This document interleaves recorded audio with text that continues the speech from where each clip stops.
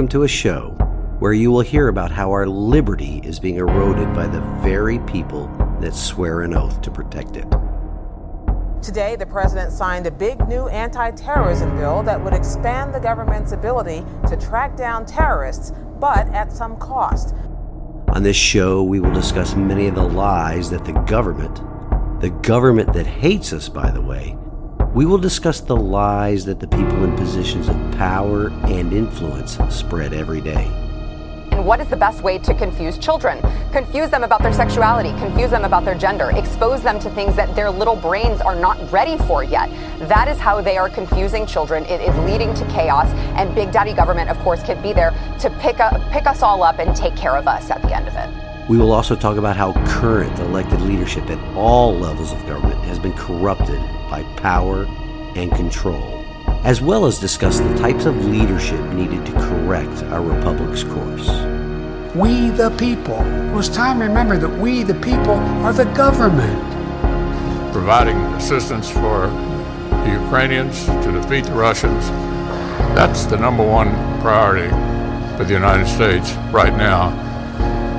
I am your host, Larry Linton, retired U.S. Navy Command Master Chief and prior Tennessee House of Representatives District 12 candidate, and welcome to the Liberty, Leadership, and Lies podcast. Welcome to this week's show, ladies and gentlemen. Let me tell you, it is good to be back home in Tennessee. And it has already been a flurry of activity on my part as well. Because, it's during my time at home, between my consulting engagements that are out of state, that is when I have to set up and go to any medical appointments I need, attend meetings here locally, and of course, take care of my honey-do list. All of that being said, I have been busy since I returned home.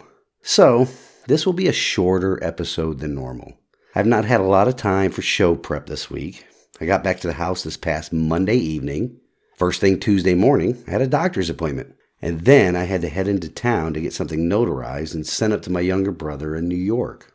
Then later that Tuesday evening, I attended the monthly East Tennessee Conservatives meeting at the Patriot Church in Lenore City. Gary Humble was there for some legislative updates and other information. He also shared some readings from a book that I must get now. The book is titled Kingdoms in Conflict by Charles Colson. What he shared from that book really piqued my interest. So, of course, I ordered it. Then he talked about a discussion he had with a ChatGPT artificial intelligence, and it was quite revealing. Basically, his discussion with the machine ended up with the machine telling him that voting by hand-marked ballots is better than using electronic voting for accountability and accuracy. Imagine that. A machine stating that hand-marked ballots are better than using a machine. It is amazing that artificial intelligence can recognize that, because human intelligence, especially in elected office, cannot seem to recognize that, if you know what I mean. Wednesday was another doctor's appointment, followed by another meeting in the evening. Guess what I had to do on Thursday? Yep, another doctor's appointment. It was time to update my eyeglass prescription. So now it is Friday morning, and I am off on some more errands to run. Before we get into discussing leadership, let's pause for a word from the show's sponsor, Anchor.fm.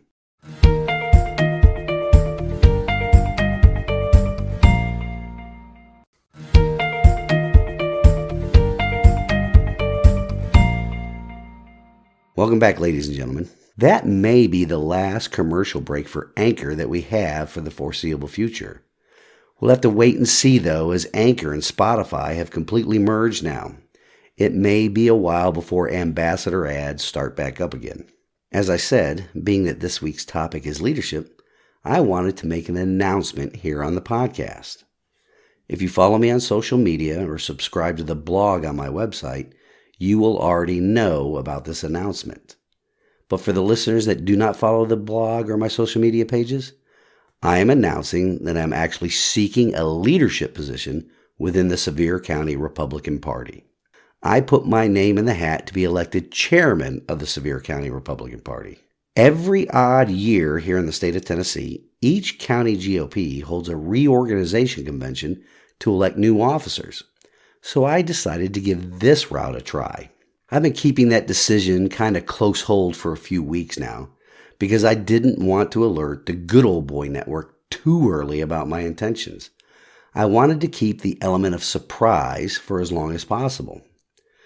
Of course, the state GOP's bylaws do not like surprises, so there was a 7-day prior to the reorganization convention deadline for notifying them that I wanted to seek this position. So I informed the contest and credentialing committee chair of the party about my intentions on the deadline, with only a few people aware of those intentions. Let me tell you that just trying to find the name of the chair of that committee, it was an ordeal. I ended up having to reach out to the GOP State Executive Committee representatives from my district to let them both know my intentions because I was not able to get in touch with the chair of the committee. But lo and behold, shortly after the phone call with one of the State Executive Committee reps, I finally received a phone call from the person chairing the committee that is conducting the elections for the new party officers here in Sevier County. The convention is this Monday, the 20th of March. It will be held at the Sevier County Courthouse. Nothing too odd about that, right? But get this. The convention will be held at noon on a workday. It's almost as if they don't want people to show up to vote for new party officers, or that they know exactly who can afford to take the time off to show up and vote at the convention. People like county employees, which we'll get to later. But what do you think? Now, there is some more inside baseball type of information I will share with the listeners as well as on social media once the convention is over with. The information I will share either points to one of two things: incompetence or corruption. We shall see. I want to assure the listeners that this is not a case of if you can't beat them, join them. Oh no. This is a case of if they won't fix themselves, then I will try and do it for them. The state GOP's bylaws have a lot of requirements, not only to run for the position of county chairman, but also in order to be able to vote for that position, there are certain requirements to be met as well. It also ties into some of the inside baseball stuff that I will share next week once the convention is over. So, I will be spending the rest of this weekend preparing for Monday's vote. That is why the abbreviated program this week.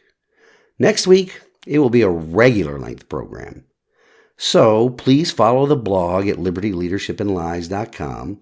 I will be posting regular updates there about the convention up until the day of the convention. I will also be sharing these updates on all of my social media sites too. But this week and this weekend, I'll be preparing my remarks that I will deliver at the convention, and I'm debating whether to be congenial or to be as hard-hitting as possible. I think you all know which way I am leaning, especially given the news that I received Wednesday afternoon about the convention.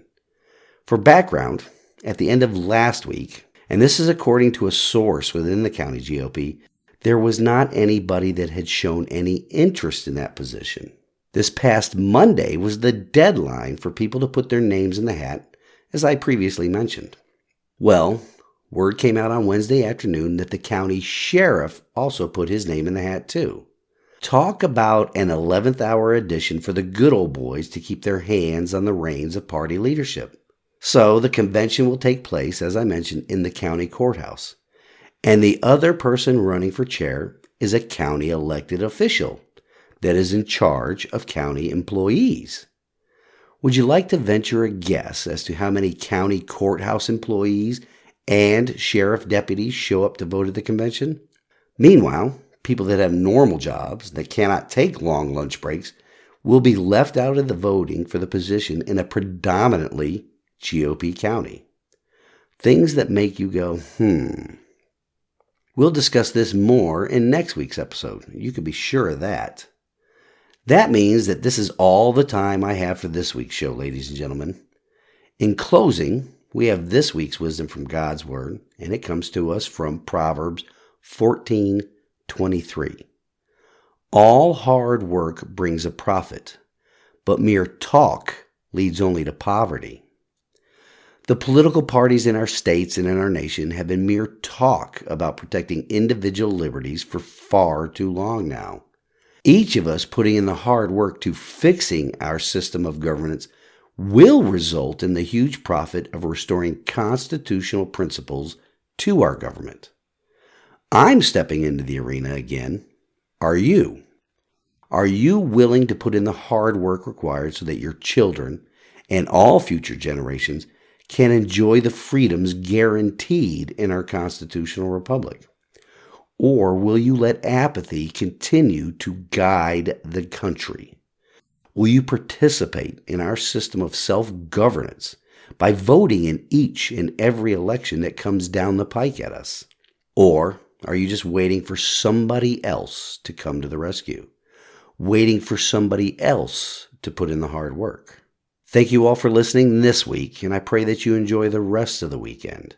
Until next week, stand in the arena with me. Reveille, it's time to wake up.